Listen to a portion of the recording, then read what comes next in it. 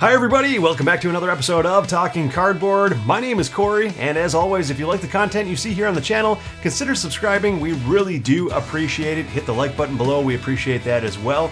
On today's episode, I am reviewing the new solo board game called Under Falling Skies.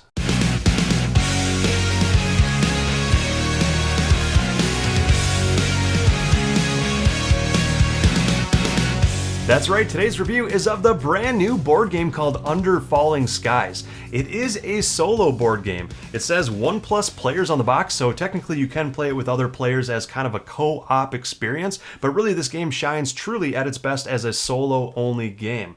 Under Falling Skies, as the name suggests, you have aliens that are coming down and attacking the Earth, kind of like in the old Galaga arcade stand-up style games back in the day, where you have these alien spaceships coming down and attacking Earth.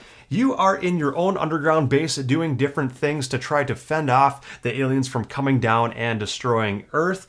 And there are just multiple different options in this game, and basically all of the options are driven by dice mechanisms. So you're just rolling out some dice, and based on the dice that you rolled, you are trying to send them to different rooms in the underground base to do different things for you. So another really cool thing about this game is that you also have an excavator that's down underground where you have to try to send along the track to unlock future rooms for you too. So you're not only just doing the main actions such as sending out fighter ships to attack these alien ships down from out of the sky, but you're also dealing with trying to excavate future rooms and kind of wasting a turn or wasting actions on trying to build out your base as well. So multiple different things going on in this game.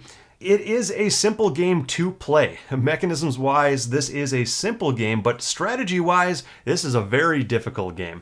It provides a lot of strategy, a lot of decisions, and a lot of cool things going on. Like I had said a little bit earlier, you can some of the rooms that you send dice to, you can send fighters out to attack some ships. Some of the other rooms, such as these green rooms, are allowing you to move up on your technology track. And ultimately, to win the game, you need to get your technology track all the way up to the top before either the mothership comes down and touches Earth, or before your base takes enough damage to blow up and get destroyed. So that's one of the other main things you can do.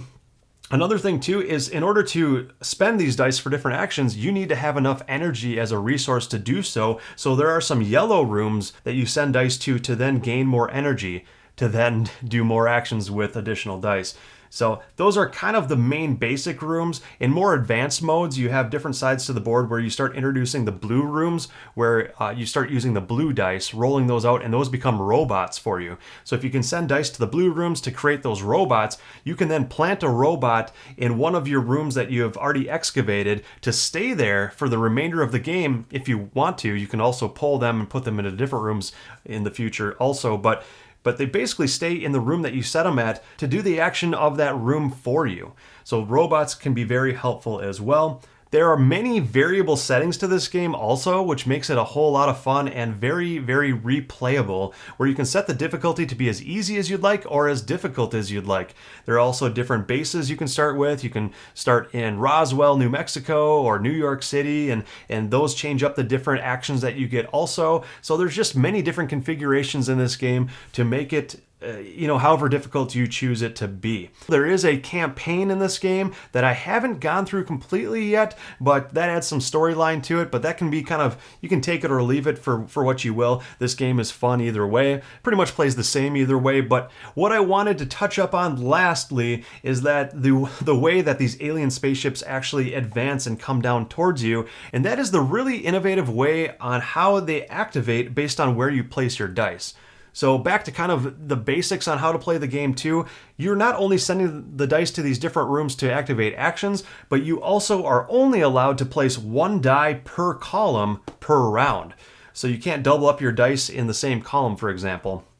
And why that is so important is that actually moves the alien spacecraft along no matter what. You don't really have an option at it. Wherever you place your die, whatever value die you place, that moves that column of ships, or one ship if there's only one ship, along closer down to Earth. And the rules are you have to place one die in each column each round, so all of the ships are continuously coming down, and there's just this feeling of impending doom the more and more you play this game. This game is a solo experience that really adds a whole lot of tension and some stand-up moments.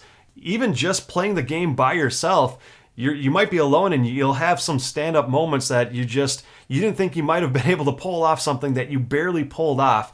And also just that impending doom and tension that this game provides. It definitely adds some stressful gameplay, but fun stress at that.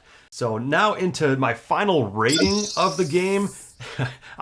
I'm going to give this game a very high rating, but I'm going to preface it, which I normally like to do here, with one little note before I get into my overall rating, and that is, I typically don't like solo games, so this game just really surprised the heck out of me.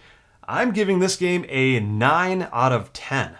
That's how much I love this game. That's how much I love it as a solo game. I haven't tried it as a co-op experience at all. Like I said, I just think it really shines as a solo experience. And for somebody like myself who typically doesn't like solo games very much, I just really fell in love with this game, and I just want to keep getting it back down to the table as often as I can. That's how much I enjoy this game. So also the price tag on it is pretty inexpensive for what you get. So it's one of those games too that you could gift out to people or let people borrow and not feel too bad about it, and they would have a great experience with it too. So if you know some solo gamers in your life, or if you yourself is a gamer that can't really get out very often due to obviously the pandemic that's going on, but for other reasons too, and you really find yourself as mainly a solo gamer, this one is one that you can't pass up. And if you haven't tried it already, then go out and buy it and try it, because I think you will really enjoy this game a lot. So that does it for today's review of Under Falling Skies. As always, leave comments below also on if you've tried this game or if you've been interested in trying this game and what you think of it too, because I'm very interested in what the community thinks about this game. It definitely has gotten its fair share of buzz, but I think I find myself in kind of the majority of players out there who, typically there's not a whole lot of other solo gamers out there in the community. So if you yourself are a solo gamer, or you're typically not a solo gamer but you have given this game a shot, let me know in the comments below if you enjoyed this game as much as I did, because like I said, this was a huge hit for me. And if more solo games come out in the future that are like this one and that provide the tension and strategy that this one does for me, then you might just find me sitting in the corner of a convention by myself playing a solo game. So that does it for today, and as always, have fun gaming.